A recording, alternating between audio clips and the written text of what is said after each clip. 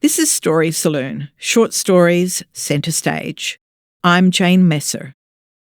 Today we bring you the short story Protocols of Transference by West Australian Nyungar writer Catherine Gledhill Tucker. Catherine is a creative writer, technologist and digital rights activist whose work focuses on custodial approaches to data management and the impacts of digital colonialism. The reader is Dakota Love. Dakota is an upcoming talent who has performed in Australia and internationally as a cellist and vocalist.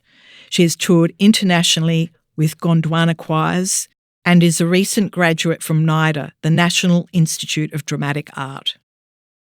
This story, Protocols of Transference, is narrated by someone whose identity we know little about, except that they're an Aboriginal and Torres Strait Islander speaker who is gathering and saving their people's stories by creating a digital and mechanical brain. It's a brain that's going to hold the many stories which Australia's first storytellers collectively treasure, retell, and mourn the loss of.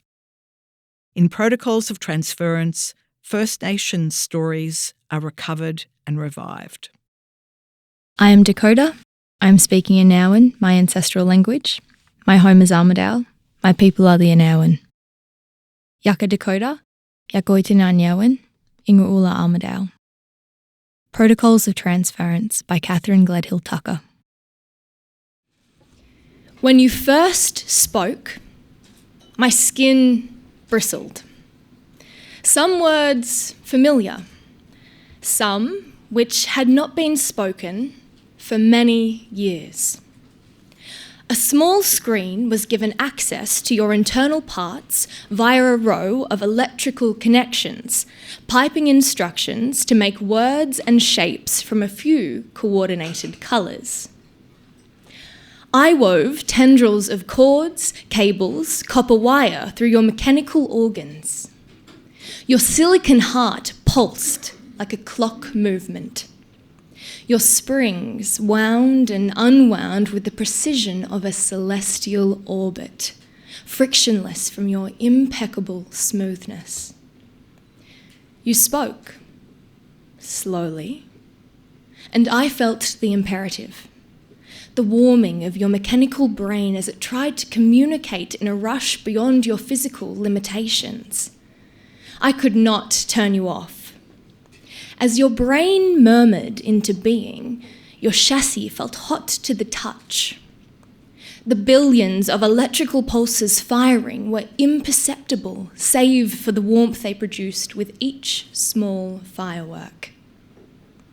Lukewarm at first, then crisp like a campfire. The earth around you started to char, producing its own smoke in ceremony of your first breath. I did not want to lose our stories or culture again. I wanted to hold on to them with ferocity, using what I believed to be an antidote to time: technology. I wound a small screw into your mechanical housing and felt for any looseness before sliding your chassis into place.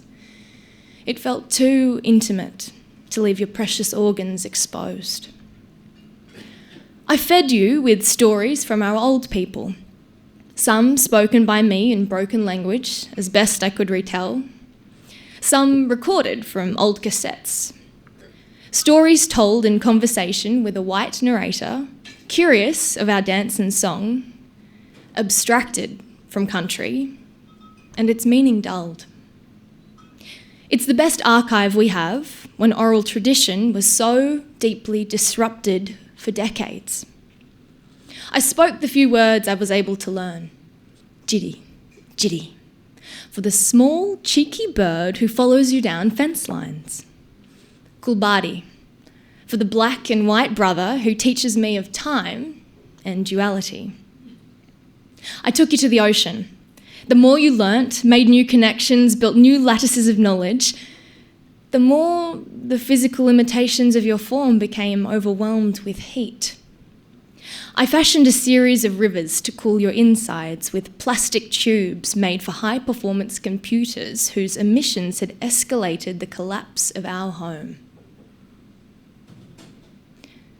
I knew then it was time to explain how we got here.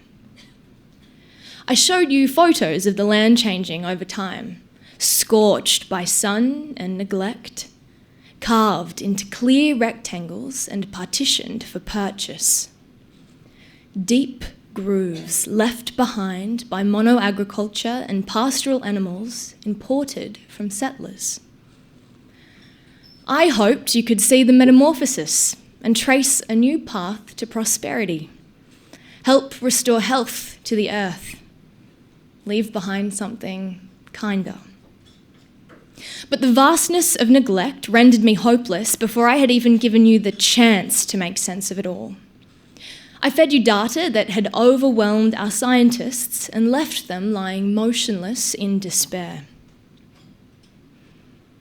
The collapse was avoidable had they paid attention to our country and kin.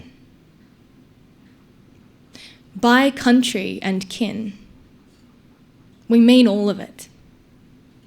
We encompass the ground and all its substrate, sand, rare earth metals, craters left from old meteors that make their way into old stories, hidden river systems, animals fossilized in place, tracks tracing paths from trees to watering holes, trade routes and song lines that have made way for warm paths, widened by horses, then lanes of cars, paved with bitumen that leave scars of old stories in the geometry of people and protocol.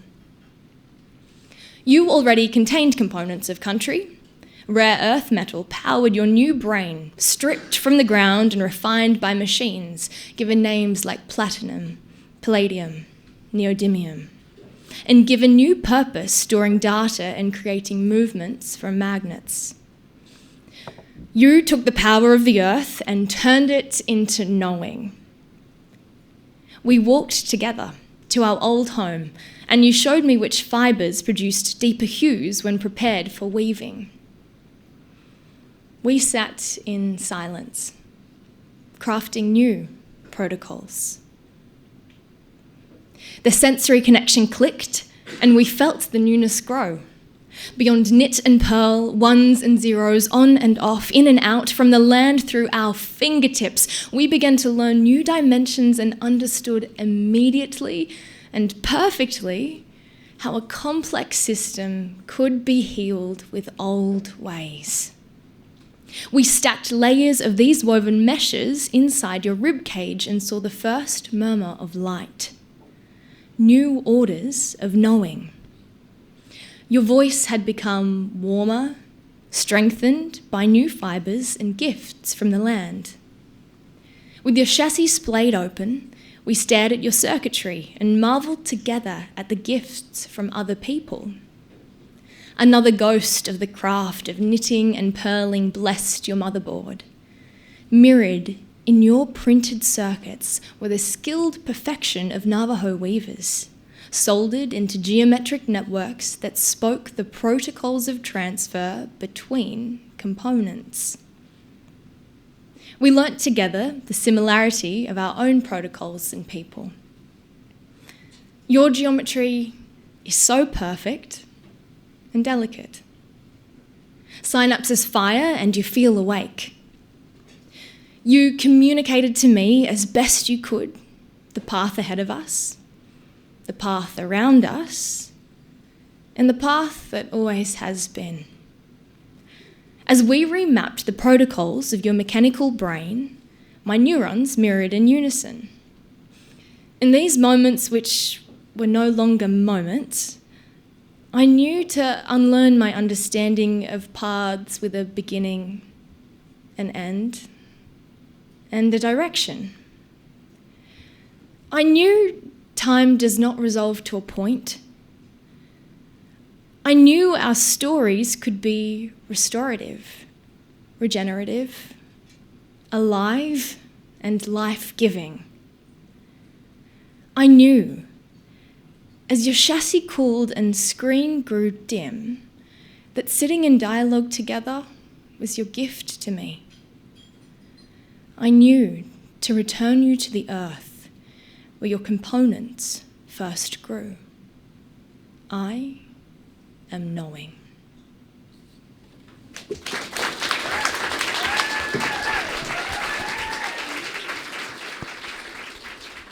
The live readings for Story Saloon at the Vanguard were recorded by Martin Gallagher with additional audio engineering by Finn Walker. Your host has been Jane Messer. A big thanks to the whole Story Saloon team.